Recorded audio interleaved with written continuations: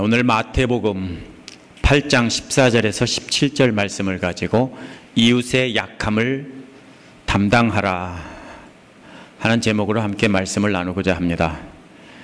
예수님 당시 유대인들은 자기들만의 경계를 그어놓고 거기에 장벽을 높이 세웠습니다. 이 장벽은 사실 평범한 유대인들이 세운 것이 아니고 유대교 종교 지도자들이 율법으로 세웠습니다. 저들이 장벽을 높이 세워놓고 자기들의 차를 가지고 채워서 미달되는 사람은 유대인이라도 가차없이 내쫓았습니다.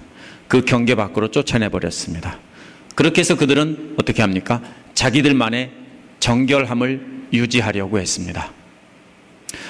저들이 세운 벽을 저들의 기도를 통해서 알 수 있습니다. 유대인 남자들은 아침마다 이렇게 기도했다고 합니다. 참 기가 막힌 기도입니다. 주여, 내가 노예나 이방인이나 여자로 태어나지 않은 것에 감사하나이다. 아침마다 이렇게 기도했답니다. 예수님 당시에도. 이 기도에는 예수님이 무너뜨린 세 가지 장벽 중에서 두 가지나 들어있습니다. 나병환자 같은 사람이 빠진 것은요, 흔한 경우가 아니고 또 그 장벽은 너무나 높고 분명했기 때문에 기도에서 빠져 있는 것이고요. 이방인과 여자를 제외시켰고 물론 나병환자 같은 사람도 제외시킨 것입니다. 3주간에 걸쳐서 예수님이 베푸신 기적의 이야기들에 있는 사람들을 다 제외시켰던 것입니다. 예수께서 산에서 전하신 말씀은 이러한 장벽을 모두 무너뜨리는 말씀이었습니다. 산에서 내려오셔서 치료하신 세 사람은 바로 이 장벽을 허무셨다 하는 것을 예로 보여주신 것입니다. 첫 번째 기적은 뭡니까? 나병 환자를 치료함으로써 깨끗함과 부정함의 장벽을 허무셨습니다. 두 번째로 백부장의 종을 치료한 것으로는 유대인과 이방인 사이에 장벽을 허무신 것입니다. 세 번째로 베드로의 장모를 치료하신 것은 남자와 여자의 차별의 벽을 없애신 것입니다. 오늘 중심 사건은 바로 베드로의 장모를 치료한 사건입니다. 하지만 이 기적적인 치유 사건을 통해서 베드로가 전달하고자 하는 것은 병의 치료가 아닙니다. 오늘 말씀의 핵심을 찾는 열쇠는 바로 베드로의 장모를 이해하는 데 있습니다. 베드로의 장모가 당시 유대인 사회에서 어떤 상황에 처해 있는지 안다면 우리는 예수님이 어떤 마음을 가지고 베드로의 장모를 치료했는지 이해할 수 있습니다. 우리가 예수님의 마음을 오늘 읽고 예수님이 어떤 분인지 다시 한번 분명히 깨닫는 축복의 시간이 되기를 바랍니다. 첫 번째로는 베드로의 장모를 치료하신 내용이 나옵니다. 앞에 두 기적은 모두 다 환자들이 예수님에게 치료해달라고 간청을 한 것입니다. 하지만 베드로의 장모를 치료한 것은 치료해달라고 요청한 것이 없습니다. 14절을 보면 예수께서 베드로의 집에 들어가셨을 때 누워 열병을 앓고 있는 그의 장모를 보았다. 이렇게 되어 있습니다. 여기서 중심 동사는요, 보았다입니다. 마태는 예수께서 이 여인을 보셨다라는 것을 치료의 신호탄으로 보았습니다. 물론 마가복음에는 사람들이 그 여인에 대해 예수께 말씀드렸다. 이렇게 되어 있습니다. 같은 사건을. 그러면 잘못된 거냐? 아닙니다. 마가는 이 부분을 마치 카메라를 돌려서 사람들이 예수께 이야기하는 모습을 찍은 것과 같은 그런 상황입니다. 하지만 마태는 이야기하는 사람에게 초점을 맞추지 않고 누굽니까? 예수님의 시선에다가 초점을 맞춘 겁니다. 예수님이 여인을 바라보고 있는 시선을 초점을 맞춘 것이고 바라보고 있을 때 사람들이 어떻게 했겠습니까? 예수님이 쳐다보고 있으니까 이야기를 해줬겠죠. 그렇지만 마태는 예수님이 바라보았다는 것을 중심을 둬서 기록했고 마가는 사람들이 이야기한 것에 중심을 둬서 기록한 것뿐입니다. 사건은 동일한 사건입니다. 예수님께서 이 여인을 바라보시는 동안에 함께 간 제자들은 이 여인이 누구이고 어떤 병을 앓고 있는지 이야기를 해줬을 것입니다. 아마 한참 동안 베드로의 장모를 바라보았을 것입니다. 왜 그렇게 바라보았을까요? 성경은 마치 사건 현장을 목격한 목격자의 증언과도 같습니다. 그러면 어떻게 합니까? 증언을 할 때는 모두가 다 아는 사실은 생략하고 모르는 사실만 자기가 본 것만 전달을 하는 것입니다. 따라서 마태복음에도 역시 생략된 것이 있습니다. 마태복음이 기록될 당시는 예수님의 사건과 마태복음이 실제로 글로 기록된 것과는 약 40년의 격차가 있습니다. 하지만 다른 종교의 경전은 보통 수백 년의 격차가 있습니다. 실제 사건과 기록은. 그럼 40년 동안 어떻게 됐느냐? 말로써 자기가 본 목격자들이 직접 내가 언제 봤다 이렇게 된 겁니다. 근데 40년이 지난 뒤에 사람들이 죽어나가자 살아있는 사람들에게 그동안 들었던 이야기를 채집해서 받아 적은 것입니다. 그러면은 이 듣는 대상도 듣는 기록된 내용도 또 모두 같은 언어, 같은 문화, 같은 장소에서 살던 유대인들에게 전해진 것입니다. 따라서 장무라는 말 한마디만 딱 했을 때 모든 사람들은 상황 파악이 딱 끝났습니다. 그랬기 때문에 자세한 설명이 없습니다. 우리는 이 부분을 모르고 그냥 지나갑니다. 장모가 어때서, 딸네 집에 있는 게 어때서, 이게 무슨 일인지를 우리가 그 사람들은 금방 알았는데 우리는 잘 모르고 그냥 지나갑니다. 베드로의 장모가 어떤 상황에 있었을까요? 그 단서는 예수께서 베드로의 집에 들어가셨다라는 말에서 찾을 수 있습니다. 예수께서 들어간 집을 마태는 베드로의 집이라고 했는데 마가는 뭐라고 했냐면요, 시몬과 안드레의 집이라고 했습니다. 시몬이 누굽니까? 베드로의 다른 이름입니다. 그러면 이 집은 베드로의 집이 아닙니다. 베드로와 그 동생 안드레의 집입니다. 어떻게 된 겁니까? 그 당시엔 대가족 제도이기 때문에 확대 가족입니다. Extended Family입니다. 그러다 보니까 사실은 그 아버지 어머니의 부모님의 집에서 결혼한 자녀들이 다 함께 모여 사는 형태입니다. 그렇지만 그러니까 이 집은 베드로와 베드로의 아내와 자녀들만 살던 집이 아니라는 뜻입니다. 그렇다면 베드로의 장모는 지금 딸네 집에 와서 사는 것이 아닙니다. 누굽니까? 사돈댁에 얹혀 사는 것입니다. 오늘날 한국에서 장모가 사위집에서 사는 것은 드문 일이 아닙니다. 이상한 일도 아니죠. 그렇다고 해도 한국에서도 아직도 사위네 집에 산다는 것은 편안한 일은 아닙니다. 여자의 입장에서는 편안한 일은 아닙니다. 저도 제 처남이 자기 장모님을 모시고 사는 것을 봤습니다. 우리가 방문할 때마다 느낀 것은 그분이 길을 펴지 못하고 있구나 하는 것을 탁 느낄 수 있었습니다. 불과 40, 50년 전만 해도 사돈댁에 가서 산다는 것은 거의 있을 수가 없는 일입니다. 요즘엔 여자들의 권리가 많이 올라가서 그래도 딸네 집에 가서 사는 사람이 많아진 것뿐입니다. 마찬가지로 예수님 당시에 유대인 사회에서도 이것은 매우 드문 일이었습니다. 당시 여자들은 아버지에게 속해 있었습니다. 그러다가 결혼하면 남편에게 속했습니다. 우리도 삼종지도라고 하죠. 이 경우에 결혼한 여자는 남편의 가족에게는 이방인입니다. 여기 여자분들도 다 그런 경험 하셨죠. 처음에 결혼해서 남편의 집에 들어가면 뭡니까? 완전 이방인이죠. 한국 속담으로 말하면 뭡니까? 개밥의 도토리 라는 말입니다. 하지만 아들을 낳으면 상황이 달라졌습니다. 아들을 낳으면 그 가정에 뭡니까? 권력의 핵심에 서게 되는 것이고요. 그 아들이 장성해서 어른이 되면은 또 엄마 편을 들다 보니까 사실은 남편보다도 더 막강한 파워를 갖는 것이 옛날이나 오늘날이나 비슷한 것입니다. 그러나 아들이 없거나 자식이 없거나 아들이 없는 사람, 아무것도 없는 사람은 더하지만은 아들이 없는 사람들은 영원히 이방인입니다. 죽을 때까지 그 가정에서 이방인으로 살다 죽는 것입니다. 자식이 없는 경우에는 과부는요, 아버지 집으로 돌아가는 것이 율법상에 맞습니다. 제사장의 자녀도 그렇게 하라고 했고 또 사사기에도 보면은 그렇게 나와 있습니다. 그러면 아버지 집으로 돌아가야 되는데 이 늙은 할머니가 아버지 집이 어디 있습니까? 돌아가고 싶은데 남편도 죽고 아들도 없고, 그럼 법대로 하면은 누구한테 가야 돼요? 아버지 집에 가야 되는데 아버지 집이 없어요. 쉽게 말하면 갈 곳이 없는 여자입니다. 오늘날처럼 양로원이 있는 것도 아니고 정말로 불쌍한 사람이었습니다. 그래서 할 수 없이 딸이 사는 사돈댁에 와서 불편하게 얹혀 살고 있었습니다. 그래도 건강할 때는 눈칫밥 안 먹으려고 열심히 일도 돕고 이렇게 기죽으면서 살았겠죠.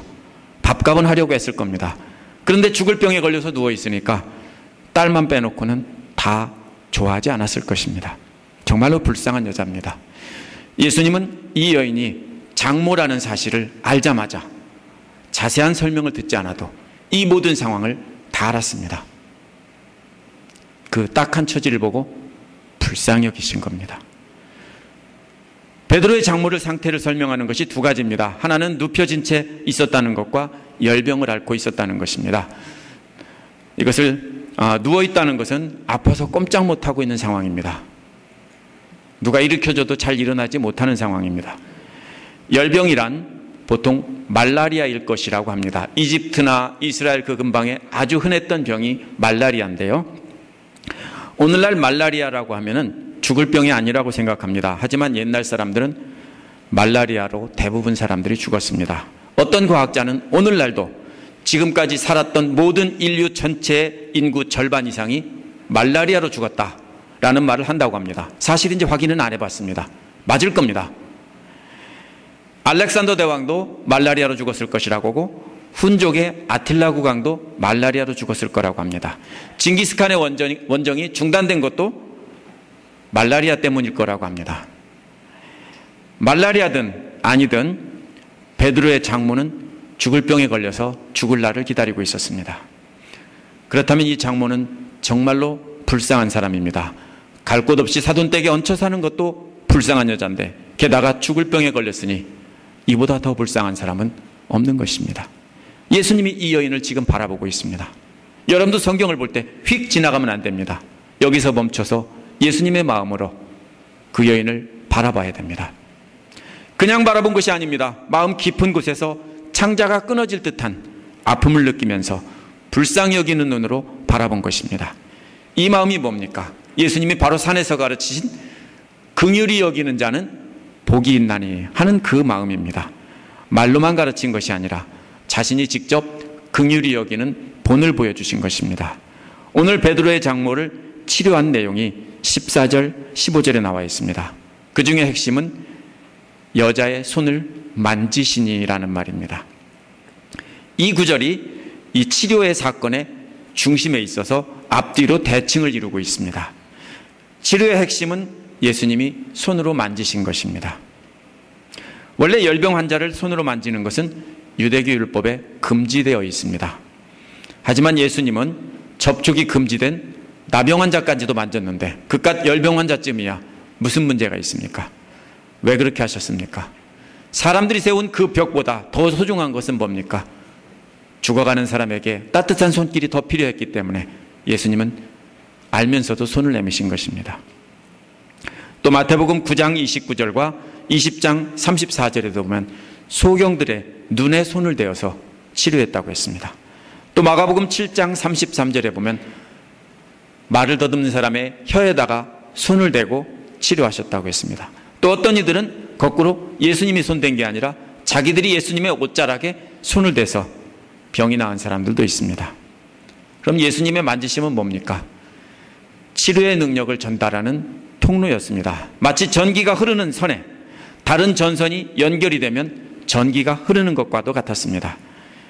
하지만 예수님의 치료는, 만지심에는 그 이상의 뜻이 담겨 있습니다. 왜냐하면 말씀만으로도 치료할 수 있고 말씀으로 치료하신 예가 많이 나와 있기 때문입니다. 나병 환자나 소경이나 말더듬이들은 공통점이 뭡니까? 그냥 아픈 사람이 아닙니다. 그 당시 사회에서 완전히 소외되고 무시당하고 천대받던 사람들이에요. 그들의 마음을 아시고 그들의 불쌍함을 아시고 손을 댄 거예요. 사람들은 뭐라고 했어요? 저들이 아버지 죄 때문이냐, 지들 죄 때문이냐, 저 죄인들, 더러운 것들 이렇게 취급을 해버렸어요. 그런데 예수님은 그렇게 천대하던 사람들에게 손을 대신 겁니다. 귀하게 여기시고 만지신 거예요. 예수님의 만지심은 격리되고 멸시되었던 사람들에게 따뜻한 사랑의 손길이었습니다. 그것은 바로 산에서 가르치신 긍휼히 여기는 마음을 전달하는 손길이었습니다.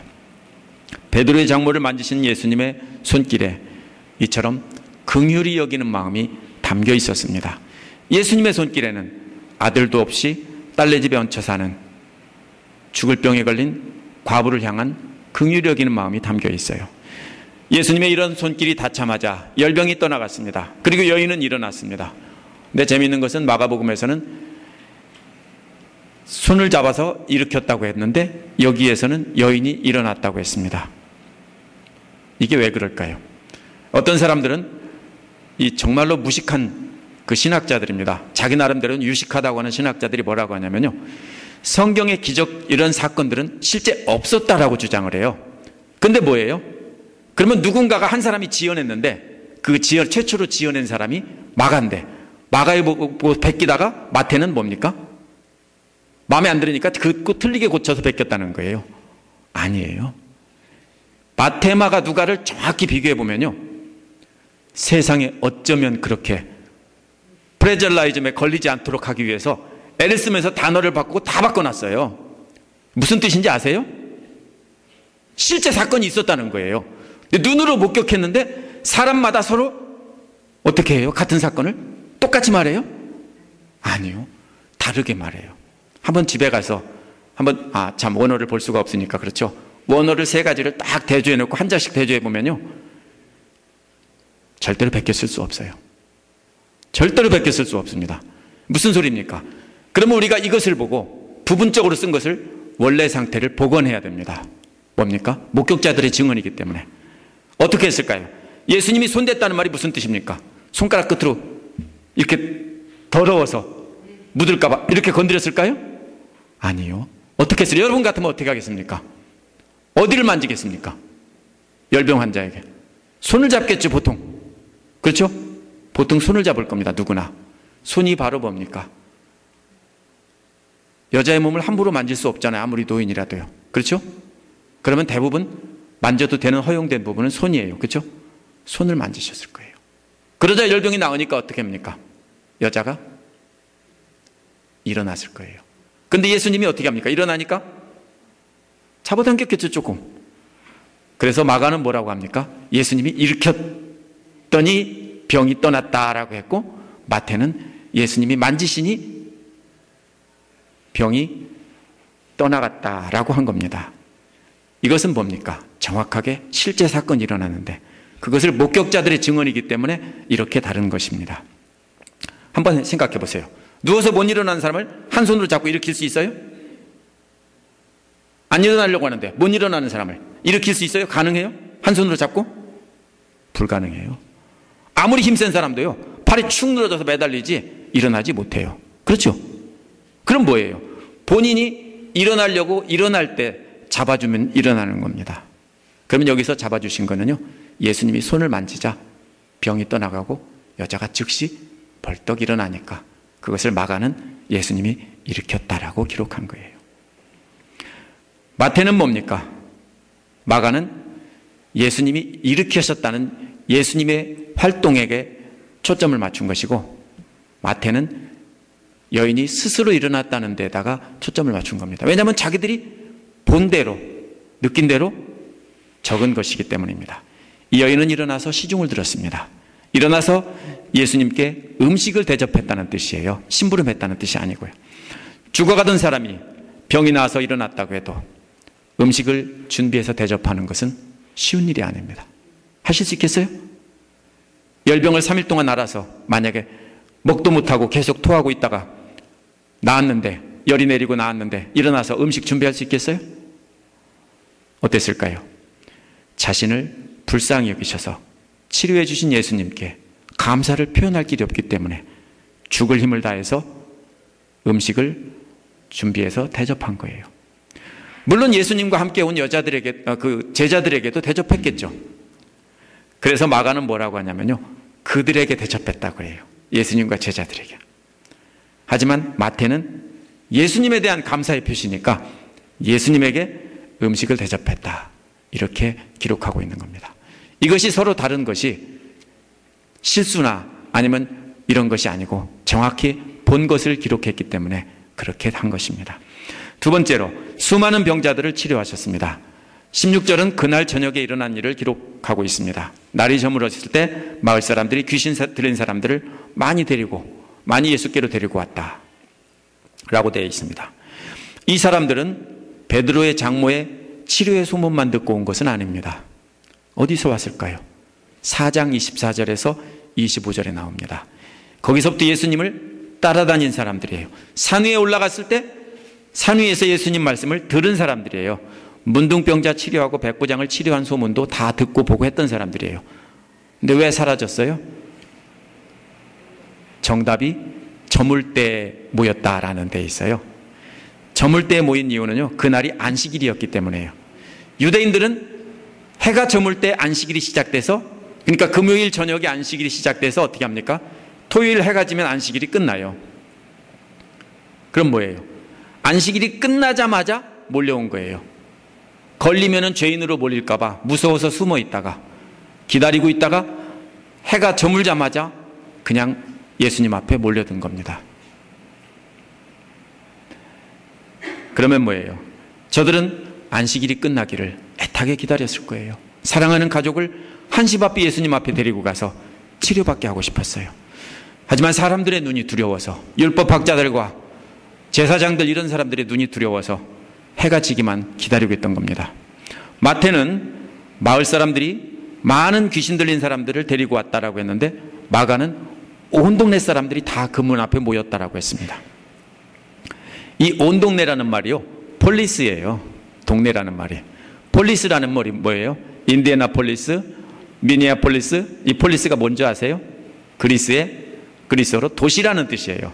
그럼 이 동네라고 번역한 것은 적당한 말이 없어서 동네라고 번역한 거지, 이게 무슨 뜻이냐면요, 온 도시가 다 모였다는 거예요. 이 도시가 어디입니까? 가버나움이라고는 큰 도시예요. 갈릴리 해변에 있는 큰 도시예요. 가버나움 사람 전체가 다 모였다라는 뜻입니까? 그러면 아니에요. 옛날 사람들의 과장법이에요. 그만큼 사람들이 많이 모였다는 뜻이에요. 그러면은 마태나 마가의 말은 결국 같은 말이에요. 많이 모였다고 쓴 것이나, 마가는 좀 더 생생하게 온 도시가 다 모였다. 얼마나 많이 모여들었을까요? 한 100명쯤 모여서 서 있으면은 온 도시가 다 모였다고 할까요?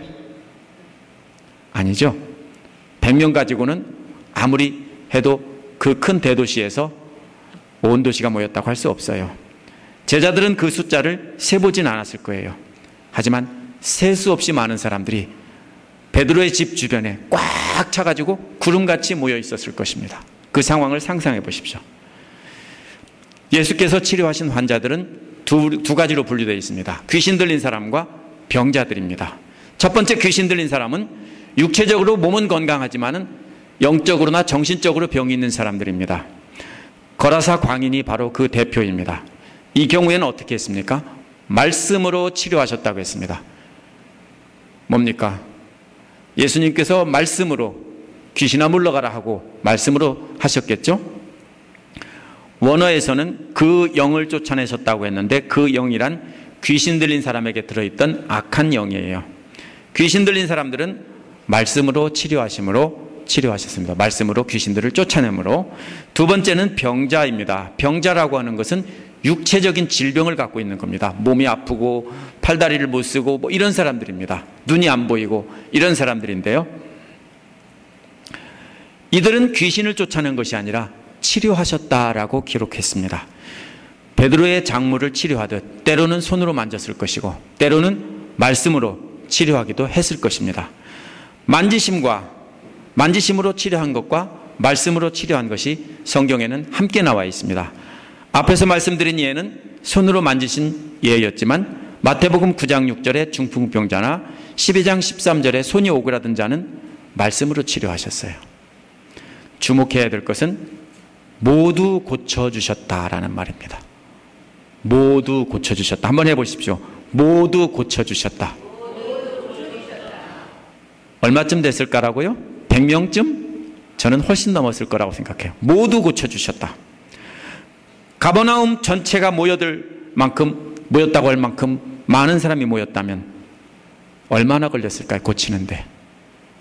한꺼번에 그냥 모놓고 예수님이 한꺼번에 그냥 손을 들고서 기도하니 한꺼번에 싹 나았을까요? 그렇게 치료하신 적 없습니다. 예수님은 어떻게 합니까? 복음서에 보면 치료하실 때 병자들의 이야기를 들어주셨어요. 무엇을 원하느냐 이렇게 물어보시고, 그때 어떻게 했습니까? 치료를 받으려고 온 사람들은 자기의 아픔을 예수님 앞에 호소했을 겁니다. 예수님은 그들의 아픔을 다 들어주시고 손을 대시거나 말씀으로 일일이 치료해 주신 것입니다. 100명을 치료하셨다면 4, 5시간은 걸렸을 것이고 200명이라면 그보다 배는 걸렸을 것입니다. 그러면 무슨 얘기가 나옵니까? 밤을 꼬박 새셨을 거라는 결론이 나옵니다. 그렇죠? 모두 몰린 사람을 다 치료해 주시려면 다른 데서는 어떻게 해요? 치료하다 말고 갈릴리 바다 건너편으로 피하셨는데 여기서는 모두 치료하셨다고 했으니까 그날 밤은 예수님 꼴딱 샜습니다. 그렇다면 이 부분에서 치료의 예수님 말씀의 사역의 핵심은 뭡니까? 병의 치료가 아니에요. 이거를 보고 우리도 치료의 능력을 체험합시다 하면은 실수하는 거예요. 뭡니까? 핵심은 뭐예요? 예수님이 어떤 분이냐는 거예요. 예수님의 마음을 나타내고 있는 겁니다. 예수님은 모든 질병을 치료하실 수 있는 능력이 있는 하나님의 아들입니다. 물론 분명합니다. 하지만 이 부분에 초점을 맞춰서 성경을 읽는 것은 잘못 읽는 것입니다. 본문이 말하려고 하는 의도를 놓치는 겁니다. 베드로의 장모와 또 수많은 병자를 치료한 얘기는 하나의 얘기예요. 두 개의 얘기가 아니에요. 무엇을 말하려고 하는 거냐면 예수님의 마음이 어떤 것인가라는 것을 나타낸 거예요. 예수님 당시의 독자들은 한 번에 알아들었지만 우리는 그 상황을 모르기 때문에 제가 설명하기 전에는 그 상황을 한 번에 알지 못하기 때문에 그냥 휙 지나가는 거예요. 예수님은 아들도 없이 늙고 병든 과부를 불쌍히 여기셨고 또 똑같은 마음으로 수많은 병자들을 대하시면서 밤새워 치료하신 거예요. 따라서 오늘 말씀은 팔복 중에 5번째 긍휼히 여기는 자를 본보기로 보여주신 것인데, 긍휼히 여기는 자가 뭡니까? 팔복 중에서 넷은 하나님에 대한 거고요, 넷은 사람이라고 그랬죠. 그 중에서 사람에 대한 것 중에서 첫 번째 거예요. 그럼 뭐예요? 사람들을 향해서 우리가 가져야 될 첫 번째 마음이 뭐예요? 긍휼히 여기는 마음이에요. 그거를 가지라고 예수님이 이걸 보여주신 겁니다. 17절은 이사야 53장 4절의 인용입니다. 이사야가 메시아에 대한 예언을 한 것입니다. 여기서 예수님의 두 가지 모습이 나타나 있습니다. 하나는 우리의 연약한 것을 담당하셨다, 가져가셨다는 뜻이에요. 우리의 연약한 것을 예수님이 가져가셨다. 그러므로 우리는 어떻게 돼요? 없어요. 연약한 것이 없어요. 또 그 다음에 뭡니까? 이 연약하다는 말은요, 새 번역에는 병약함이라고 번역을 했습니다. 정확한 그리스어의 반대말은요, 두나미스입니다. 두나미스가 뭐냐면요, 다이너마이트 같은 그런 거에서 같은 어원이 같은 말이에요. 뭐예요? 능력이에요. 파워예요. 권능이에요. 그러면 그거의 반대가 바로 뭐예요? 여기서 병약함, 약함이에요. 누가복음 13장 11절에 보면 허리를 펴지 못하는 여인을, 병을 이 약함이라는 말을 썼어요. 그럼 뭐예요? 허리를 펴지 못하니까 뭡니까? 힘이 없겠죠. 그런 것을 약함이라고 했어요. 또 바울은 고린도 후서 11장 30절에서 자신의 약한 것만 자랑하겠다 했는데 바울이 병이 있었어요. 뭔가 병이 있어서 골골했던 사람이에요. 사역을 하면서. 그럴 때 그 병을 가지고 그 병만 자랑하겠다는 뜻이에요. 그러면 이 약함이라는 것은 육체적으로나 정신적으로나 어떤 결함이 있다는 뜻이에요. 또 우리의 질병을 짊어지셨다는 거예요. 그건 우리가 짊어지고 가던 짐을 대신 지셨는데 우리의 질병을 뭡니까? 짐처럼 여긴 거예요. 우리가 짊어지고 가는 질병을 예수님이 받아서 대신 짊어지셨다고요. 아까는 가져가셨다고 했는데 가져가서 짊어지신 건 아니에요. 근데 이번에는 뭡니까? 그것을 짊어지시는 모습이에요.